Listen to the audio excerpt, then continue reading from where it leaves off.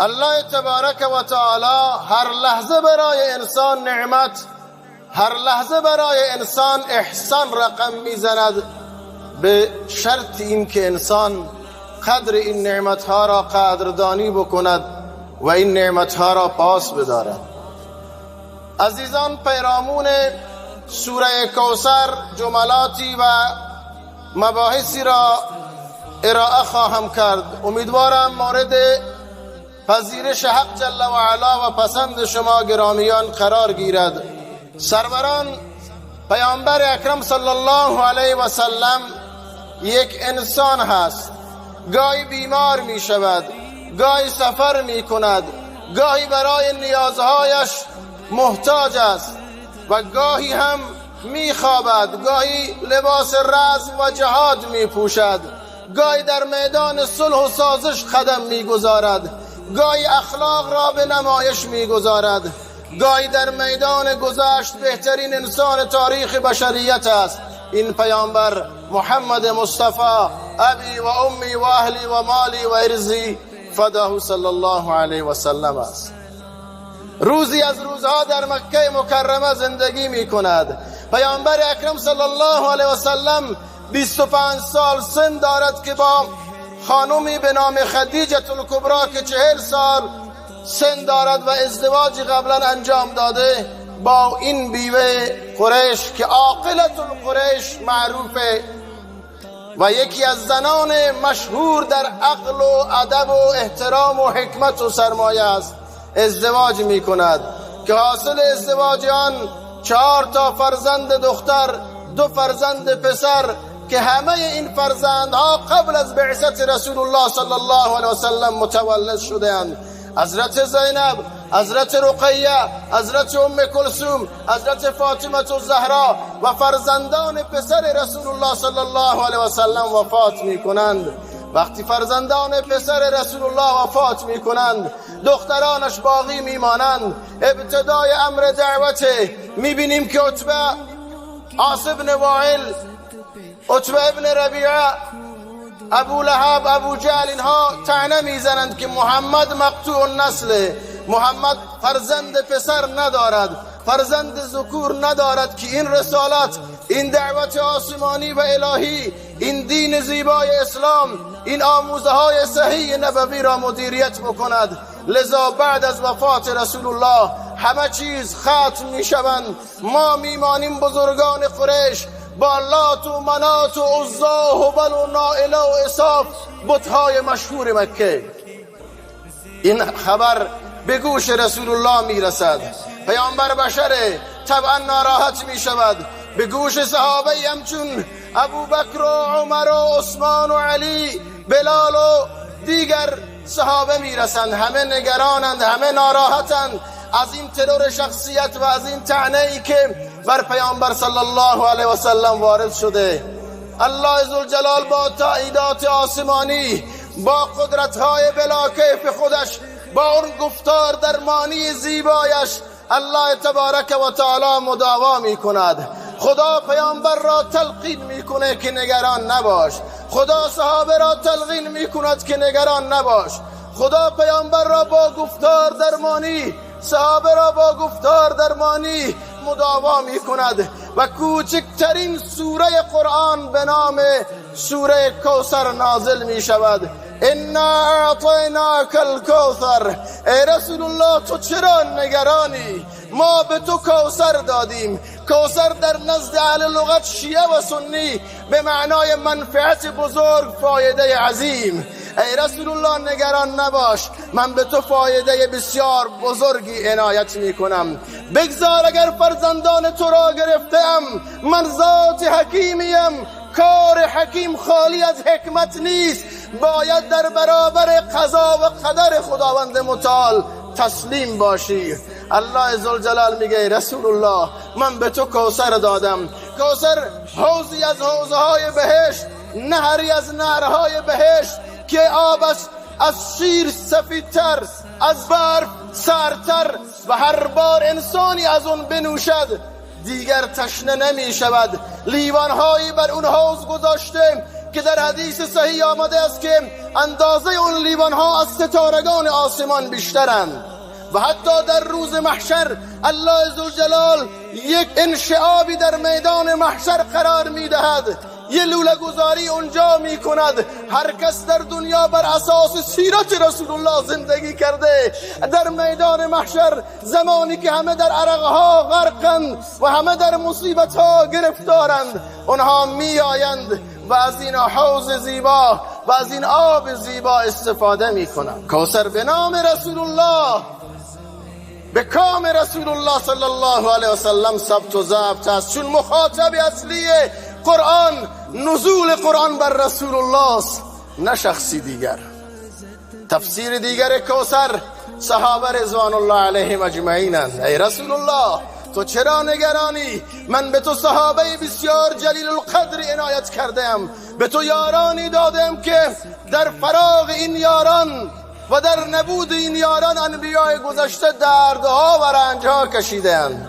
اینها جان میدهند، اینها مال میدهند، اینها تکه تکه میشوند، اینها صف میکشند، به شهادت میرسند. اینها پهلوانان روز، خدا پرستان، ذاکران و عابدان شبند. اینها کسانی هستند که نامشون و صفاتشون در تورات و انجیل آمده است.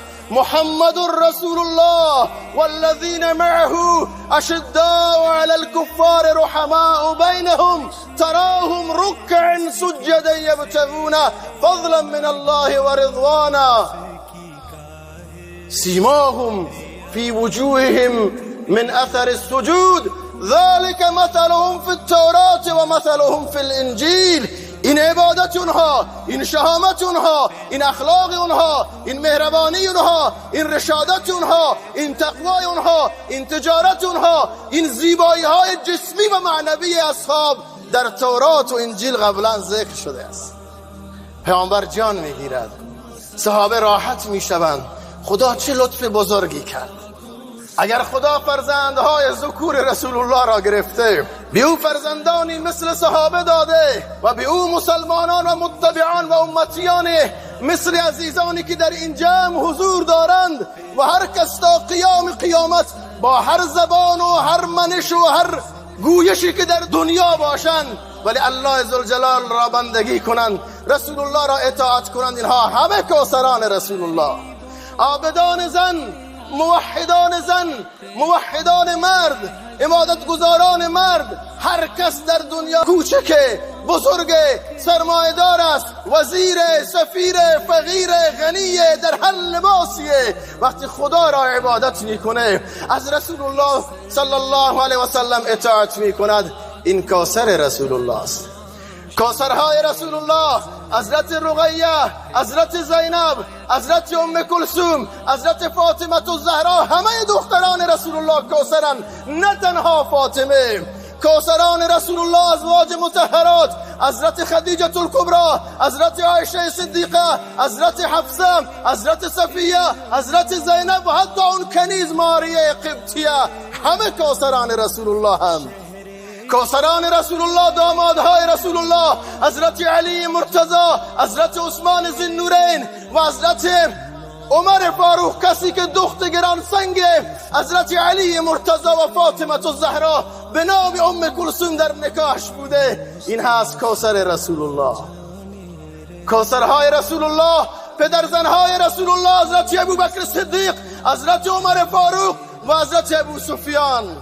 کوثرهای رسول الله مهاجرین، کوثرهای رسول الله بلال حبشی، کوثر رسول الله سمیه، کوثر رسول الله عمار و یاسر، کوثر رسول الله خباب و خبیب، کوثر رسول الله مصعب ابن عمیر، کوثر رسول الله صهیب رومی، کوثر رسول الله حضرت سلمان فارسی.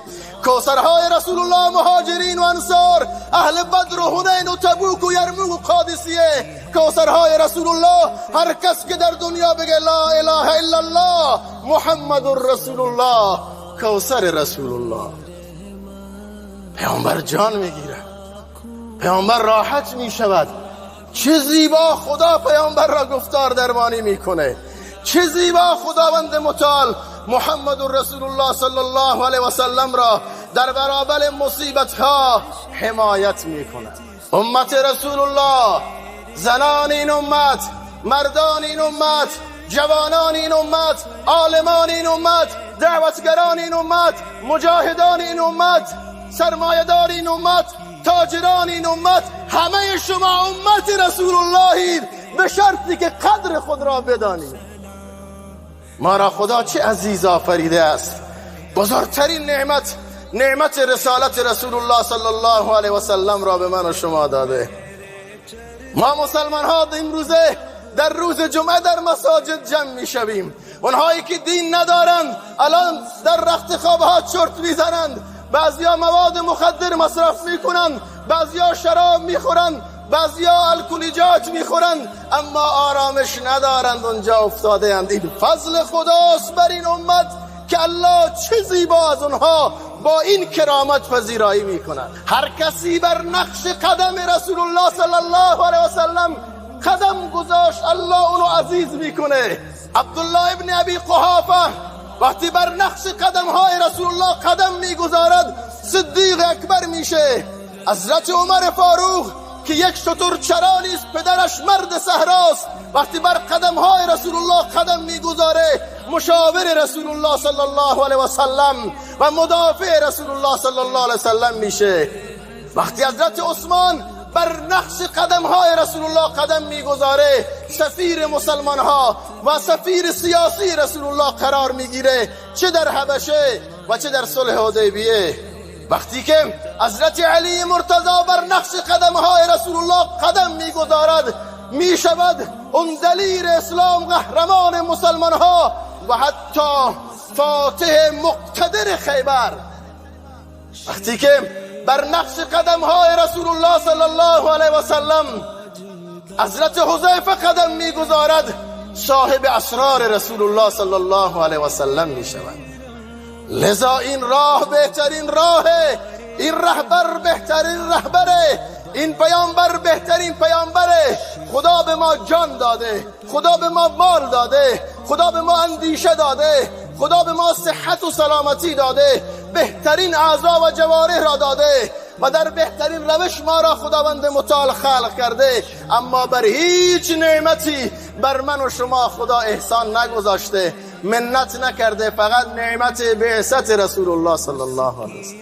وقتی دعوت مسلمان ها، دعوت اسلام در مکه مکرمه عام می شود، هر روز مسلمان ها یکی بعد از دیگری بر دین مبین اسلام اضافه می شوند، بسیاری از فرزندان قریش ایمان می آورند. سرانجام عتبه ابن ربیعه، ابو جهل و دیگر خشن به بار می آیند. این بار ترور شخصیت رسول الله در دستور کارشون نیست، ترور شخص رسول الله را برنامه‌ریزی می کنند. پیامبر در مطاف بر گردن او پارچه‌ای می پیچند، او را بر زمین می اندازند و چنان مورد ضرب و شتم قرار می دهند که یک غلامی می دود در به خانه. حضرت ابوبکر را می زند، می فرماید صاحبت را، دوستت را، پیامبرت را دریاب. حضرت ابوبکر آمده، اتقتلون رجلا ان یقول ربی الله، آیا شما مردی را میکشید که میگه رب من خداوند وحده لا شریکه؟ پیامبر را میگذارند استشهادی رسول الله، مدافع رسول الله، فدایی رسول الله، صدیق اکبر را میگیرند، چنان اونو مورد ضرب و شتم قرار میدهند که داخل پارچه‌ای اونو میگیرند و میبرند در خانه‌اش میگذارند. خانه پدریش ام الخیر مادرش آمده، میبیند که فرزندش در چه وضعی است. بعد از مدتی دوباره حضرت ابوبکر صدیق به هوش میآید، میفرمایند محمد رسول الله چطوره؟ حال عمومی پیامبر چگونه است؟ اما میگن ما از پیامبر خبری نداریم. مادرش ام خیر را میفرستد نزد ام جمیل، دختر خطاب خواهر عمر فاروق. ام جمیل میآید، میبیند حضرت ابوبکر در آخرین لحظات زندگیش است. ابوبکر میپرسه ای ام جمیل از رسول الله به من خبری بده، اما میترسد ام جمیل که داستان اسلام آوردنش نزد مادر ابوبکر لا نره. میگه من اطلاع ندارم، اشاره میکنه نه نپرس اینجا، تا اینکه مجبور میشه میرود ام جمیل از رسول الله صلی الله علیه و سلم اطلاعاتی میگیرد که رسول الله خوبه. کجا هست؟ در خانه ارقم. میان زیر بازوهای حضرت ابوبکر صدیق میشوند. مادرش و فردی دیگری داخل اون خانه میرود.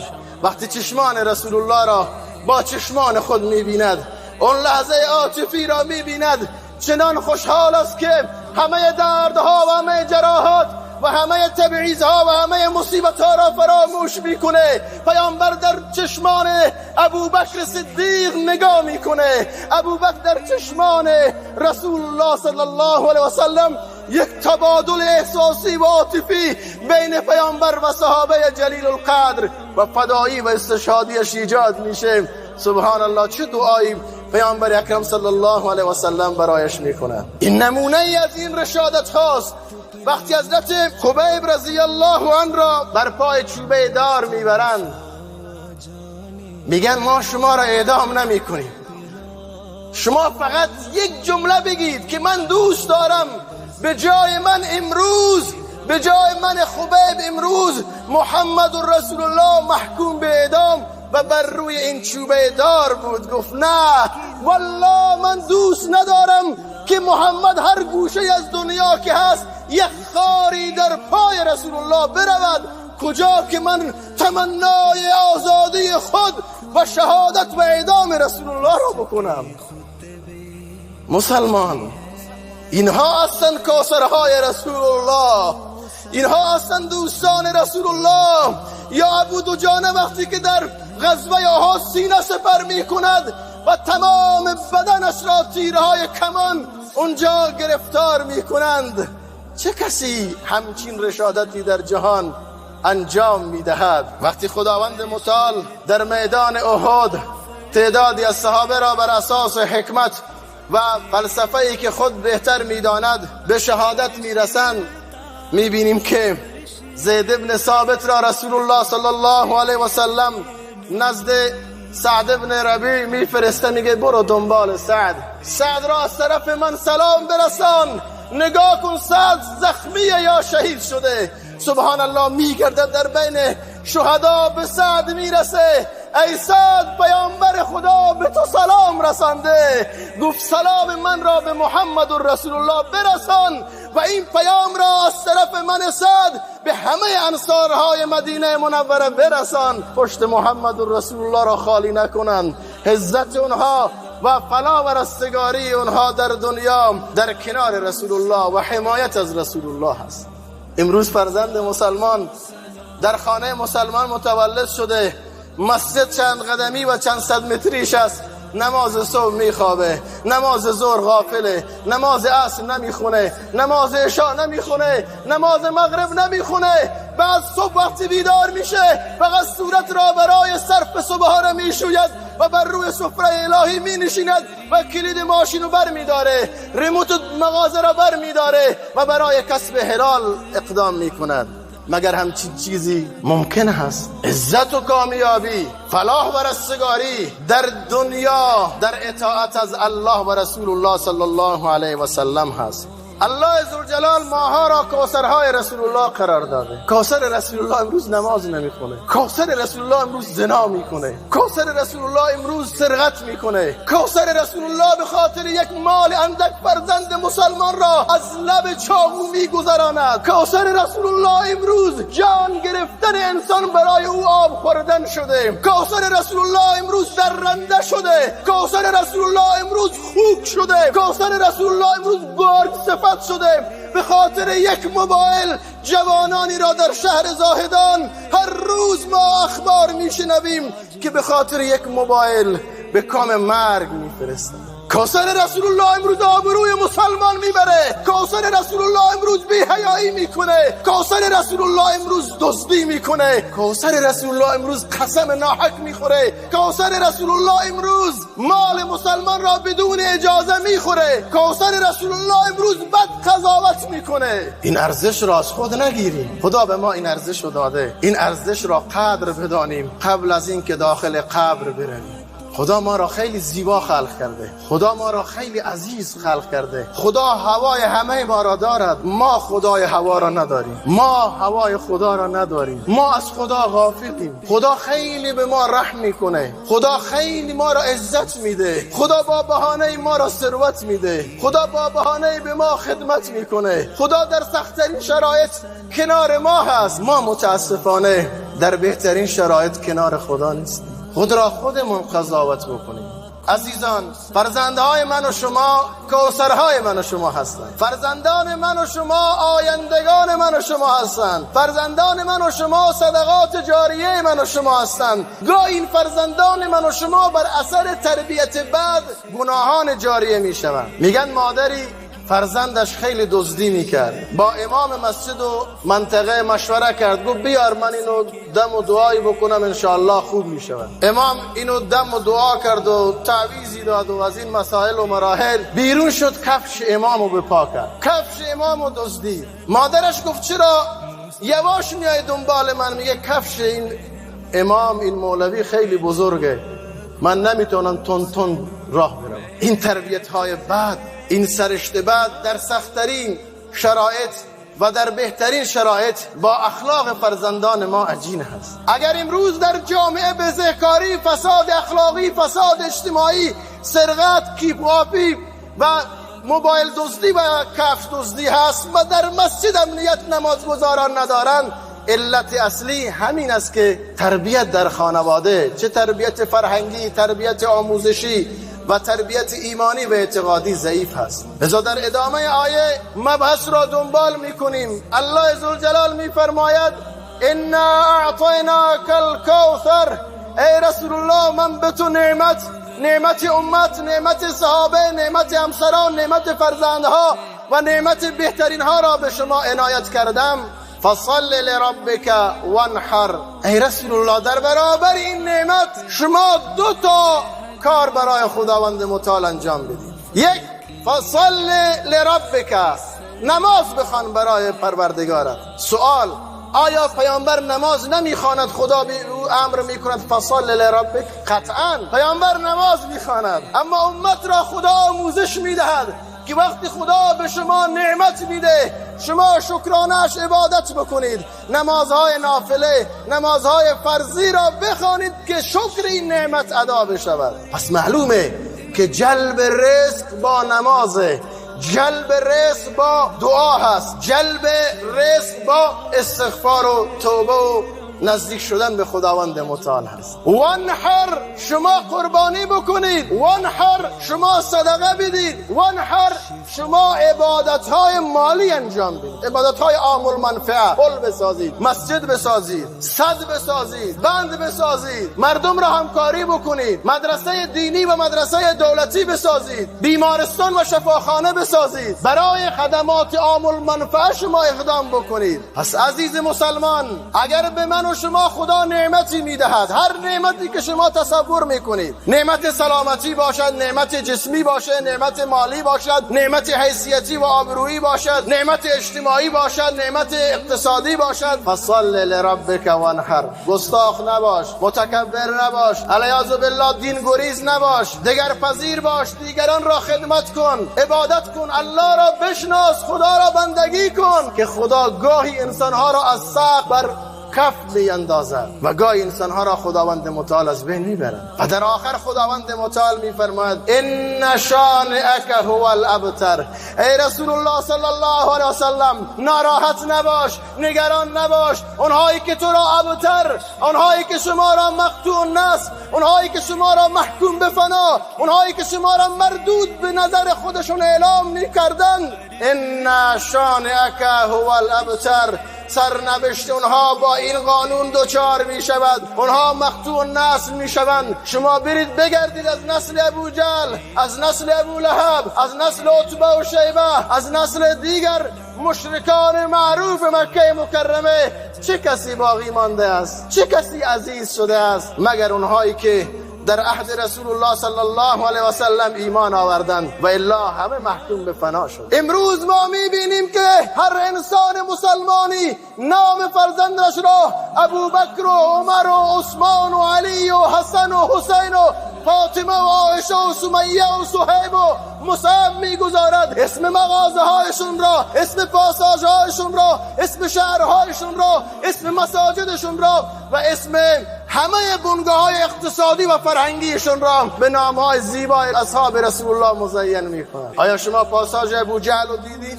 شما محله ابو لهب رو دیدین؟ آیا شما خیابان عتبه و شیبه و عاص بن وائل رو دیدین؟ آیا شما محل فرهنگی شداد و هامان و نمرود رو دیدین؟ نه خیر. انسان ها با این نام ها هماهنگی و سنخیت ندارن. ازا میطلب سروران هر کس این آیات هشداره، گرچه برای پیامبر نازل شده، در مکه نازل شده، قبل از بعثت نازل شده، کوچکترین سوره قرآنه که همه میخوانند و ماه مبارک رمضان هم نزدیکه. یکی از سوره هایی که در وتر میخونن بعضیا سوره کوثر، هر شب میشنویم، به الحال مغرب هم میشنویم، عشا هم میشنویم، در خانه هم میشنویم، کودکان هم میشنون. همین سوره کوثر الله پیام میده به من، الله ابلاغ میکنه. هر کس مسلمان، غیر مسلمان، مسلمان مؤمن، مسلمان گناهگار، مسلمان موحد، مسلمان مشرک، مسلمانی که در هر قالبی باشه، در هر زبانی باشه، در هر موقعیت سیاسی اجتماعی باشه، بیاید خودش را با خدا، خودش را با رسول الله، خودش را با دین، خودش را با آموزه های صحیح اسلامی،